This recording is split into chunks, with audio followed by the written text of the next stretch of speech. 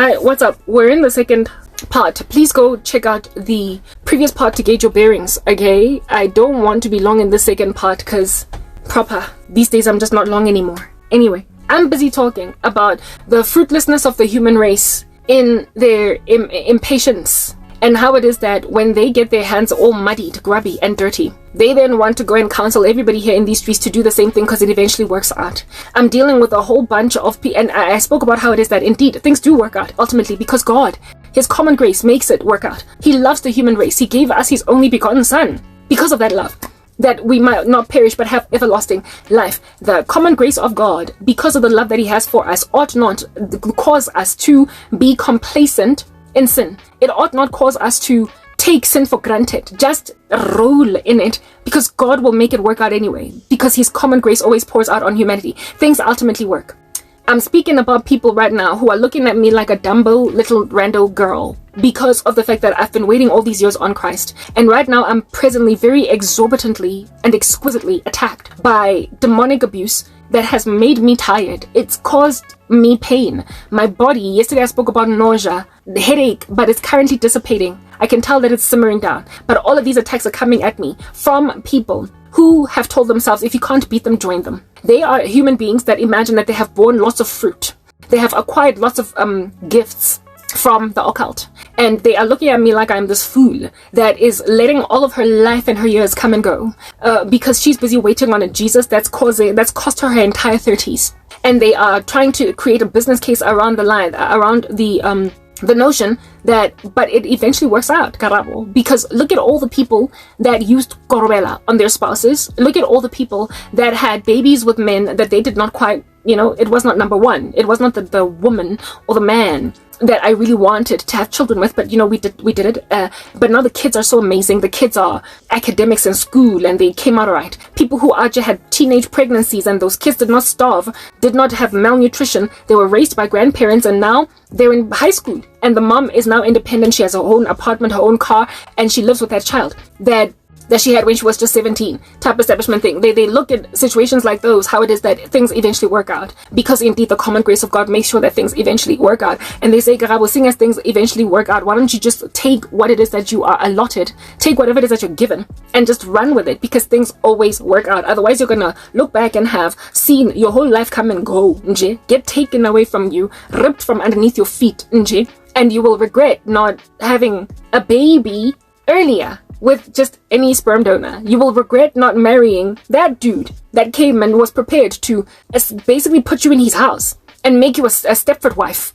Because now you're no one's wife. Now you're nowhere. Now you are this old woman who had all these desires that were never fulfilled. Why don't you just do what we all did? Compromise, settle. Be idolaters against Jesus. Yeah, that's what's good. But it worked out. I'm a mother of 3. Look, it worked out. And I've got like a husband over here. Not first price, but it worked out. I basically have got all the makings or markings of a person that has lived. I have got the markings of a person that has lived, because as a woman that's 45, I've got children to show for it, and I've got a husband to show for it. As a man that's 40, I have got 6 sons to show for it. As you get my point. Yeah. Here it is that you're sitting around waiting. And in the first part, I was speaking about how it is that just because something can be done does not mean that it ought to be done. Because even though it does work out, why would you want to make life so hard? Why under heaven would you want to create so much scorn? There is a woman that contacted me that was lamenting, mourning about how it is that her husband just won't stop with her with black magic. And she was burdened for her daughters because they're worried about her. And every time she looks at her daughters, she stays her own hand from hurting herself because she's worried about her kids. That's a woman that has something that I don't have. A husband. That's a woman that has something that I don't have. Children that love her. And that's a woman that has something that I don't have. Children that she loves back. And yet that is a woman that is miserable, staying alive and strong for daughters that are worried about her because her husband is busy with her with black magic. That is hard. That is not an easy yoke. Neither is that a burden that is light. That is you lacking patience to be found by a man who finds a good thing and obtains favor from the Lord, otherwise known as a wife. That's you lacking patience to wait for a wife, for a husband, right? As a wife. And then marrying the dude that rocks up quickly and takes out lobola engwe yamhlaba to your family members, and then put some babies in your stomach who then later on becomes the bane of your existence. Either cheats like no man's business, or you know that he's involved in black magic, but you can't do anything about it. I nearly married a man like that, some dude from the US. He was my fiance for all of 5 seconds. He was a baby daddy outside with some females, some of the children of which he didn't even own up to. The Lord showed me in my spiritual gifting. But he only owned up or fessed to 2 kids, one of which he wasn't even actively taking care of. He was divorced twice. This dude wasn't, he was in and out of prison, blah, blah, blah, all that jazz. I thought he was like a whole reformed Christian, a man that had seen the error of his ways. And because he took care of me, provided for me, essentially awarded me that which nobody else was awarding me at the time: love, care, respect, and provision. I told myself, Karabo, I mean, he wants you as a wife, he wants to marry you, and he's taking care of you. Why under heaven would you say no to this? I would have married a man that would have slithered into my life, first and foremost, used witchcraft to manipulate how I feel about him. And then he would have gone on right ahead to put, I mean, he also turned out to be HIV positive, but let's just say even the HIV did not happen, because that's the reason why he started acting awry. He went and tested, came back positive, realized that he can't be with me, and then started to abuse me because of the fact that he couldn't be with me, and then try to come back and try to get me to be on PrEP, just a whole bunch of random stuff that dude did, okay? But let's say the HIV was not even a factor. I would have gone on right ahead to marry a man, do you understand what I'm saying, that indeed would have put babies in my stomach. Indeed, I would have finally gotten that dream come true, to finally have children. But I would have ended up like that woman who contacted me asking me to pray for her because her husband is just this voodoo practitioner. Well, the guy in America was into voodoo, but her man was into some other form of black magic. I get to be the kind that you practice here in these South African streets. Black magic, I get to be bongoma or whatever. A man that's manipulating you with spirits like no man's business, and you suspect it. Just as that woman that contacted me suspected, she knows that her husband is involved in black magic with her. She knows that he is busy manipulating her. And she's in that, and she can't get out. Top of that, she does not have her own independence, her own career. She cannot move out. She cannot pay her own way. She is basically stranded. There is no way she can leave, because then she would be out on a limb. She would be on the streets. That's what I would have been subjugated to if I had married that guy in the US, because I would not have had my own ability to make money. He blocked a lot of my prospects. He made sure that my YouTube channel goes nowhere. So he would have been manipulating me materially. He would have been manipulating me financially, making sure I can't make my own money, so that if at all I wanted to get out, I wouldn't be able to. And then on top of that, my daughters and sons, my kids that would have come from him, would have always been burdened for how depressed perpetually their mom is. So I would have gotten my desires, but they would have brought death. I would have ultimately walked in the desires that I wanted. I would have had the marriage, and I would have also had the children. Those are very strong desires of mine right now. But like, they would have come so warped. They would have been eerie, haunting. And I would have been stranded with a satanic man that, hey, but like, he put a ring on it. Hey, he put babies in my stomach, donated some sperm. Hey, he's feeding my children. Hey, he's also feeding me. Hey, he's putting clothes on my back. Hey, he's putting a house over my head. Hey, proper. It's hard. It would have been hard for me to be married to a devil worshipper. It would have been near on impossible for me to have any peace and joy at all. I would have been a bereaved Christian, married to an animal. Do you understand what I'm saying? The Lord, however, broke me and that man up, because the Lord saw that I was compromising, I was settling, due to the fact that I was looking at my biological clock, and I was also looking at the time that was progressing, my sorrow, my pain. I wanted to get out. I was in so much pain that I wanted any relief at all. And the Lord was like, over my dead body, my daughter waited. My daughter waited. And this man is stealthy, he's pernicious. Top of that, she's not even aware yet that he's into witchcraft. Ultimately, the Lord would reveal all this stuff. He would manifest a lot of demons. He even ended up testing positive for HIV, blah, blah, etc. This guy was the worst thing that could have ever happened to me. But I was at some point trying to basically reason or logic the very same way that everybody around me is currently trying to get me to reason or logic, or currently the way that they are logic, like reasoning. It eventually works out. It eventually works out. Girl, you get to have the children. Girl, you get to be married. You get to say, my name is Karabo, not Hlongwane, whatever the surname might have been. Yeah, eventually it works out. Sometimes it does. And for my sake, chances are, if at all the Lord had allowed me to fall into that which he never could have, because he is faithful, yeah, he would have, for my sake and for the sake of my children, made it work out anyway. I would have been with a man that I'm not all that in love with. A man that would have made me miss my ex-boyfriend, for crying out loud, because he would have been that unloving and he would have been that ominous. A man that would have given me children. I would have been able to experience motherhood, pregnancy, all that jazz. And God would have made it work. But I would have been a struggling wife, A woman that cannot afford herself. A woman that has to go to a man for every last rand and cent I need. I need $1,000 for this. I need 4,000 for this. I need this and that. I need a man that also every so often likely punishes me with money. Because he was an abusive man, he was extremely manipulative. So he might have even used money against me when he felt like I was not acting like a good little girl. That would have been basically me fulfilling the recommendation of that female from my first part that I spoke about, who was counseling me to just get a boyfriend and have a baby since I want one so badly. I would have gone on right ahead to or do one up on her, never mind get a boyfriend but a husband, but one that would have been so nefarious, so diabolical, that I would have been a miserable wife, and all her counsel along the lines of Karabo, it'll eventually work out, would have fallen in my particular life into the pit of hell, because I would have been the one person that took that bad advice that ended up a dead wife, or the one person that ended up a wife that murdered her husband, or the one person that ended up murder-suicided with her children by a bad man. Like all this advice that you keep on giving people, it eventually works out. Sometimes it does, because the common grace of God applies. But sometimes you put a person in a dangerous situation like the one that I almost ended up in. All in the spirit of a lack of patience. Like, it's not that Jesus is giving us all these rules that are hard to follow. It's for our own sake. Sin is forbidden because it is bad. It is not bad because it's forbidden. Do you understand what I'm saying? The ramifications of it are exquisite. They're extreme. And a lot of people experience the consequences of sin in mild capacity all throughout their lives because of the common grace of God. But there are others who experience the consequences of sin in such an extreme, severe capacity that these become the ones that cause bad advice to really, really be regretted. When you regret advising a woman to accept the proposal of a guy that she suspects of strange activity, that she suspects of either infidelity or of using witchcraft or of whatever, or of just not being the right dude or being irresponsible or being a criminal, like a woman that has a hunch, a gut feeling that I can't, Lana. And then she gets advised by her girls, no girl, just go back. That's the kind, there are some ramifications of bad advice that result in a lot of regret, because this chick then ends up killed by a bad man.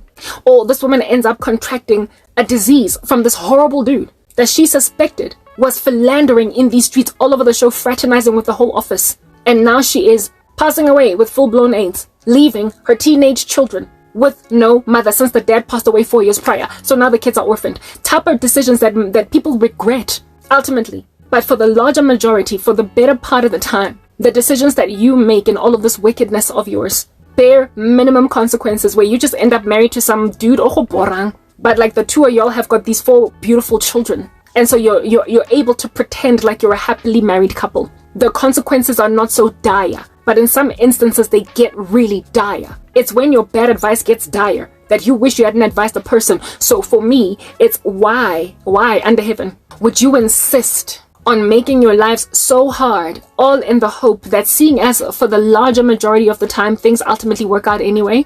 Why would you put yourself in a position to take that risk, especially considering you limit the amount of joy you can actually get in the end? Sin is forbidden because it is bad. The consequences of it are ridiculous. People trying to bewitch me into settling. Do you know that yesterday when I was moisturizing my face in the morning after washing it, with my eyes closed, I had a vision of all different kinds of adult paraphernalia. In the middle of witchcraft spells that are operating, I tend to get seen what the intention is behind the sorcery, or what is the thing that is intended to inspire fear in my bones. And as I was moisturizing my face, I closed my eyes and I had a vision of adult paraphernalia, sex toys, essentially. I saw a whole bunch of sex toys just flailed in front of my face. And I understood immediately what in the world I was seeing there. I was being threatened with a sexless life, where it is that I would be so frustrated that I would end up purchasing toys and basically humoring myself, seeing as there is no man here for me. That is the witchcraft concocted by some people trying to get me to just take anything that comes in these streets. Because Karabo, unless you don't want to end up basically pleasuring yourself in the future, you will take at least a human being or pilayo that has a whole heartbeat that you can play with in your stride, whether or not he is according to the specifications that you gave to Jesus Christ. I saw that vision and I was like, get behind me, Satan. Demolish arguments and every lofty pretension that exalts itself above the Most High, and hold into captivity every thought to the obedience of Jesus Christ. The devil is trying to threaten me with a pleasureless life because I won't take his servants in my stride. The servants of which are trying to get me to settle for what they are, because apparently nothing is coming through for me. Nothing is coming through for me. Just as when I was 22, I could not fathom the prospect of getting inside a taxi, 7 months pregnant, without having my own vehicle, without having medical aid, and then out here having a baby in a public hospital. If at all I could make such sober decisions without Jesus, I was yet to be born again. It was responsible for me to refuse to give a man a baby when I was still in that position, trusting that at least my mom will supplement the diapers for my baby. If at all I can't afford to pay them with my call center salary. I was broody, but I didn't have a baby because I realized then that it was irresponsible. I was not yet ready. How much more now, when I am a 39-year-old single woman that is entirely unemployed, never mind working at a call center. I'm entirely unemployed, and I've been unemployed for years. I'm also severely persecuted. I'm also always going through a lot of spiritual attack, a lot of spiritual war. And that war, I am making it with the kingdom of darkness by myself, and what spiritual war I am presently in because of a lack of support as well. Every so often I'm moody.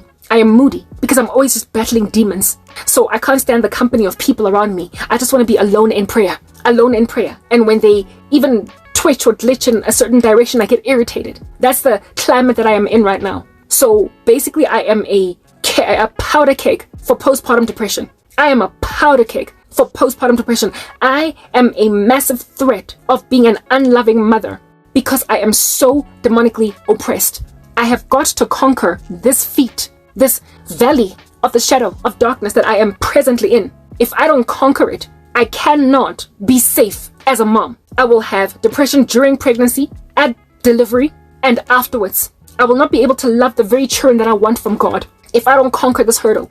If also I don't have a supportive, loving husband who is going to be there with me, the two of us ride or die, and together, consecrated, pray for our family, each other, our children, our own spiritual war that we enter into, unless I have got a partner in Christ, I am not going to be able to be a good mom. I cannot be a Christian. We can't lose our salvation. Let's just put that out there. So I cannot be a Christian woman married to an ungodly man and not have the devil come at my children and at me. I will perpetually be demonically abused by my own husband. I will perpetually be demonically oppressed by the man I am married to. And therefore, subjugating my child or my children to the tyranny of all of that demonic possession and oppression, because of the fact that mom decided to go and be unequally yoked because she was 39, turning 40. And she was scared of being confronted with the prospect of walking into an adult shop and buying a sex toy. That is the kind of low blow that people are prepared to go to make me realize that eventually things work out, Karabo. When we're children of God, we're people of a different status. The devil, the moment you get born again, does not leave you alone. So we don't get to just make mistakes in this world and be left alone to thrive in them, left alone to survive in them. It's unbelievers that are left alone to have their mistakes not turn out so bad in the end. With us, the devil will magnify it and magnify that mistake and magnify it some more until it becomes the thorn in your flesh, the bane of your existence forever and ever. The devil hates people, especially when they're Christian. So whatever mistake or decision to settle or compromise that I would walk in today, based on my 39 years of age, understand they are not going to bear the same kind of consequences that you, who is an unbeliever, are going to experience. The devil largely leaves unbelievers alone because you're going to hell anyway. But with us, yes, like it, just for the sake of messing with our testimony, just for the sake of making sure that we cannot reach anyone for Jesus, just for the sake of basically making war with those who have inherited eternal life while he lost his. He will make the one mistake that a Christian makes the bane of that Christian's existence well into the future. It's just wise to do what is right, but especially when you're in Christ, or do not drop the ball. That much more feverish for answered prayer do we become after waiting for very many years. I have been waiting on the Lord for a husband for 13 years since my last relationship, and I've been waiting on the Lord for deliverance from persecution for 10 of those 13 years. Just because I've been waiting all that time for all those things to come through does not mean I'm tired of waiting. It means I am ever more expectant, precisely because of the travesty and the abomination it would be to God for me to drop the ball now after all these years, after all this waiting. I'm not about to have a very exasperated nanny walk my children to a public clinic because I decided to have a child anyway without a job, without stability, with some dude that I can't even trust is going to be around. I told you I never used to date the kind of guys that would have skipped town after I mentioned that I'm pregnant. But now that I'm in Christ, more so will the devil give me that level of low blow of a man. You need to understand. More so will the devil make me meet some random dude in these streets that will dote over me, wine and dine me, and then make like a bullet as soon as I mention that I'm pregnant. Imagine being walked away from at the age of 40 by a man.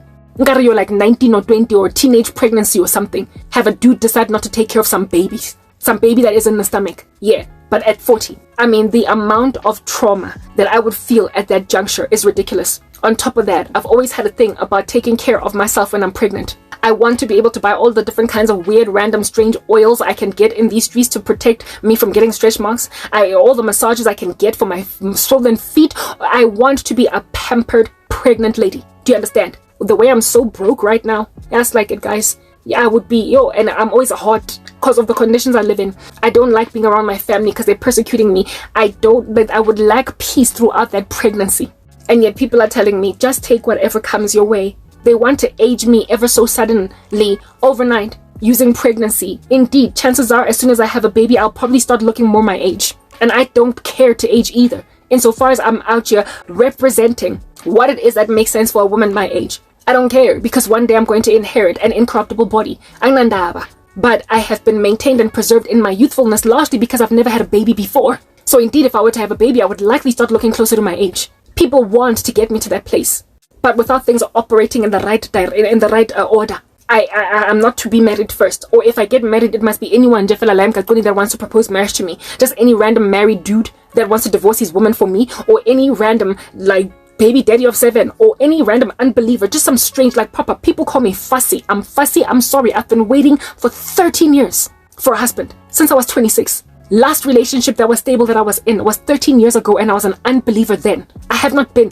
in a stable relationship that makes any sense at all as a Christian. 13 years of celibacy, and I must just take anything as I am going after all that time of waiting. I'm sorry. Patience and fortitude makes it all the while. It makes it worth the while when there is ultimately tranquility and peace in the acquired provision. There is no peace or tranquility in giving birth to a baby in a public hospital with a baby daddy that does not even know where his next salary is coming from, without being on medical aid, and within and of myself lacking comfort or peace about the future, and so suffering severely from postpartum depression. There ain't no peace in that. But trust me, if I were to walk down the aisle to a man that loves the Lord, and the two of us have a baby, that pregnancy is going to run smoothly, swimmingly. I will likely get all my feet massages as I desire them. I will also be able to see my OBGYN in a private facility, the OBGYN of which, if at all I am struggling with something at home, I might even be able to call them for a home visit.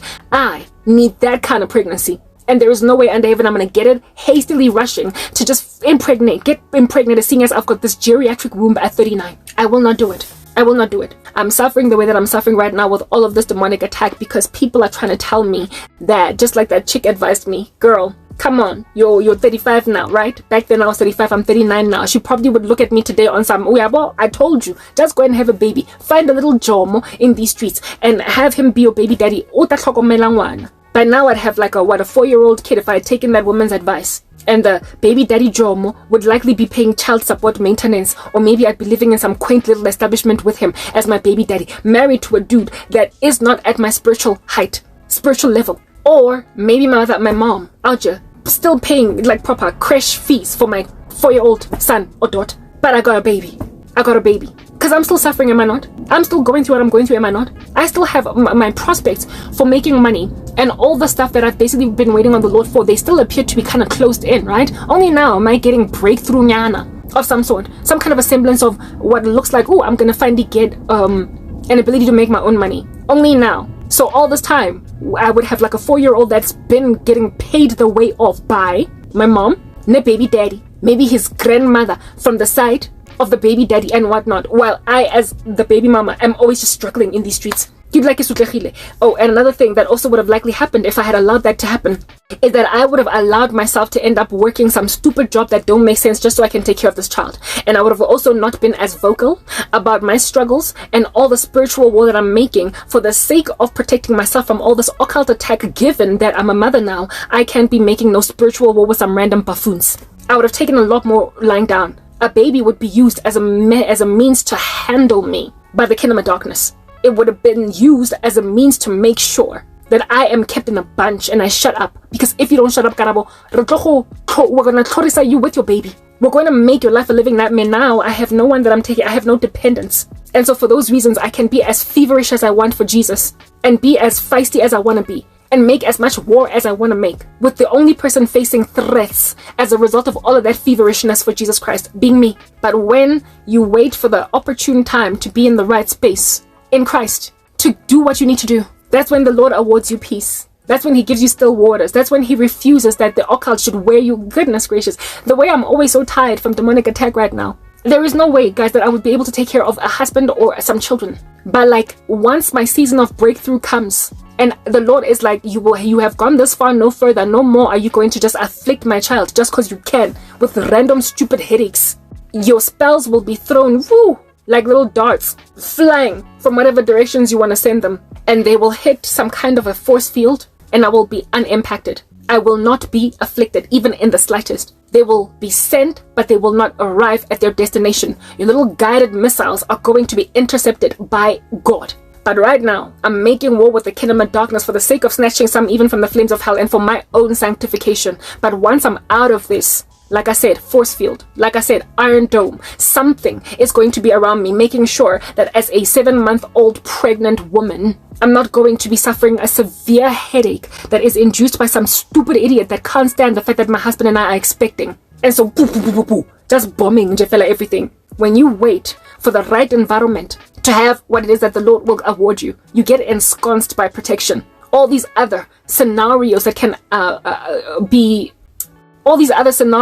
be fulfilled are like, they make the individuals in question like sitting ducks. You become like sitting ducks. Demonic attack from here to Timbuktu and like just voo, voo, voo, voo, like poison darts, always just like voo, voo, voo. When you have a child at a wedlock, poison darts, voo, voo, voo. When you get unequally yoked with an unbeliever, poison darts, voo, voo, voo. When you just do things the way you want to do them in Jepela, because you're impatient, voo, poison darts. But when you wait on the Lord, all of a sudden you are ensconced in protection. So I am basically receiving all the poison darts that I can take now before I am in a position to have any children, making sure that my kids don't get subjected to the tyranny of their mother's spiritual war. I'm making war with my own generational curses, and I'm making war with all this wickedness of entitlement around me. I'm making war with the kingdom of darkness in this country, and I'm making war with calls to embrace ancestors and all different kinds of other forms of spirituality, because Jesus is taking his merry time to deliver me. I'm making war with all that idolatry. And when I finally win this battle, all your poison darts are going to just disintegrate in midair before they get anywhere. I will no longer be subjected to all this spiritual attack that I actively feel. Once I get to a particular point, I'm finally going to be like other people, other normal human beings who are going through life as usual, and every so often they have spiritual war. They gotta fight as a family, they gotta pray. But this level of being inebriated with demonic attack, I'm sorry, that is coming to an end. But all of y'all that are busy involved in throwing poison darts at me, because I did not just marry some dude that was around anyway. He was here at the time when he proposed and I was ready, so I just took him. Or have a baby with some dude because I'm broody. And I realized that I'm not 32, I'm not 35, I'm 37. And so you just give a dude a baby. All of y'all that did that, you were hoping that I will eventually capitulate and settle because you did.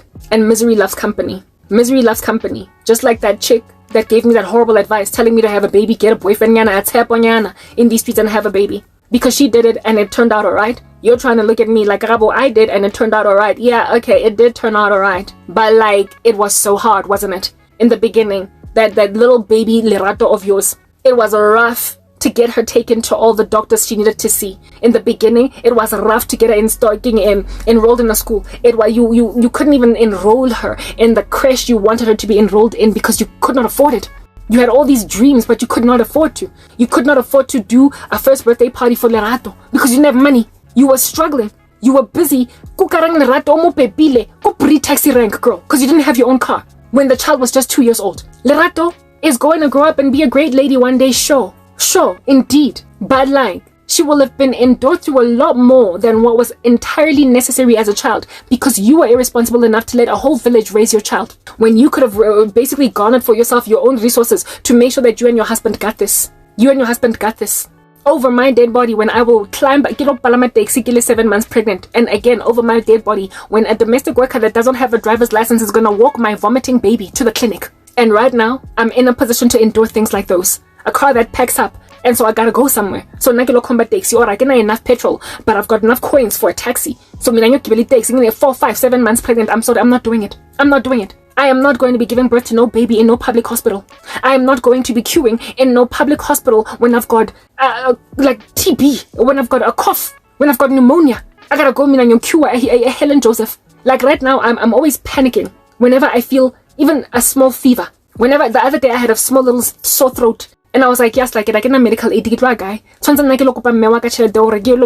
Medicross. Thankfully, in all this time, I have not had to go to a public hospital. The one time that I came down with some kind of a cough infection situation in my chest. My mom paid for me to go to Medicross, but it took 3 days for her to realize that my cough was out of hand. In the first few days, she basically gave me her cough mixture. And when the cough mixture did nothing, then she was like, oh, I have to take out imali for her to go to Medicross. Thankfully, she allowed me to see a private physician. That's what's good. Thankfully. But even then, she didn't get all my prescription. Certain things she left out because, money was an issue. Understand that if it was not for my mother, that cough, I would have either passed away from it, getting to full-blown pneumonia or whatever, or I would have had to go like go Helen Joseph. I would have had to do that. Because I'm not a medical aid. So my health means the world to me right now. I have got to be healthy. I cannot have anything go wrong. I can't have a toothache. And by the amazing grace of God, none such issue has happened over 10 years of suffering. I have not had medical conditions that require me to be hospitalized or to go and see some specialist or whatever. Nothing. And then I go and I fall pregnant in that state. Pregnant, yonk. A whole baby growing in my body. Go and create that situation out of my what? Okay, get a toothache because I can't see a private dentist. A private dentist. I have not even seen a dentist in all of these years. I'm concerned about cavities in my teeth. I can only see a dentist as soon as I get my own life back together again. The Lord has preserved me, made sure that everything of mine is kept in a neat little bunch because He knows my qualms with all this public healthcare nonsense. I can't. Angwaz. And then you want me to put myself in a position to grow another human being in my body before I am able to even send myself to a dentist, send myself back to the orthodontist to fix my one tooth that's gone skew. Ever since my wiring got cut once upon a time, I have not been able to get anything of mine checked out. I cleared my own acne, crying to God that I want to see a dermatologist. And upon experimenting trial and error over and over again with products from Chinatown, I finally cleared my acne. But I'm still dealing with the hyperpigmentation that is fading right now, and that's taking its merry time. Yeah. It would have been so much easier to go and see a dermatologist, but I can't. But people want me to go and right ahead with those kinds of living conditions. A whole bambino, a whole baby with some teponyana in these streets, all cute, all mohoto, all fang bana babang babantle. Marabato sokolang in the first 5 years of their life. I'm sorry, no. Ain't no child of mine gonna be chilling on my lap while I am sitting in a hospital where I am sleepy like no man's business. Queuing for 3 hours before I see a nurse, never mind, a doctor, the nurse of which is going to insist that I did not fill something out in my form. No. Hade buddy, I'm not doing that. Yes, some of y'all have gone through that and your kids came out alright. You also ended up getting that job that you wanted. You finally got your car. You finally, when your kid was like 7 years old, finally, he got put on medical aid. Finally. Mara in the run-up too. I'm sorry. I'm not doing it.